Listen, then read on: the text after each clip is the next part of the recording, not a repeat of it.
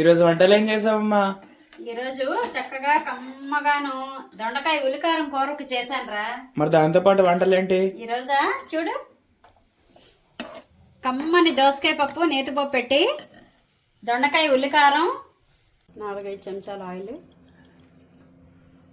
Cut చేసిన దొండకాయలు వేసేసుకోండి, పసుపు, కరివేపాకు, రుచికి సరిపడ ఉప్పు కలిపేసి మూత పెట్టండి.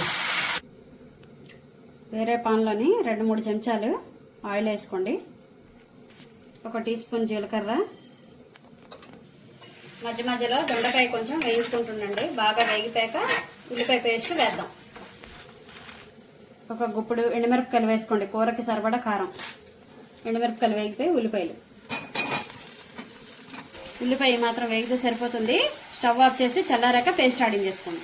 ఉల్లిపాయ ఆడేసామండి. ఇప్పుడు ఇందులో వేసేసుకుందాం. వేసుకొని శుభ్రం కలిపేసి మూత పెట్టండి. ఉల్లిపాయ పేస్ట్ వేసాక 1/2 గంట మూత పెట్టుకున్నానండి. చక్కగా మగ్గిపోయింది. ఆయిల్ తేలే వరకు చక్కగా మగ్గనిచ్చేసి స్టవ్ ఆఫ్ చేసుకోండి. ఉల్లికారం కూర తయారైపోయింది.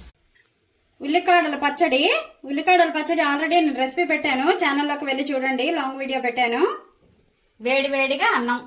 ఇదండి ఈరోజు మా ఇంట్లో వంటలు. ఉల్లికాడలు చక్కగా వేయించేసుకొని శుభ్రంగాను 2-3 కట్టలు తరిగేసుకొని నూనె వేసి ఉల్లికాడలు వేసి పచ్చిమిరపకాయలు, మీరు కారం ఎంత తినాలనుకుంటున్నారో అంత పచ్చిమిరపకాయలు వేసేసి కొంచెం చింతపిక్క వేయండి, వేసేసి చింతపండు వేసేసి చక్కగా ఉప్పు పసుపు వేసి బాగా వేయించేసేయండి, మగ్గించేసి.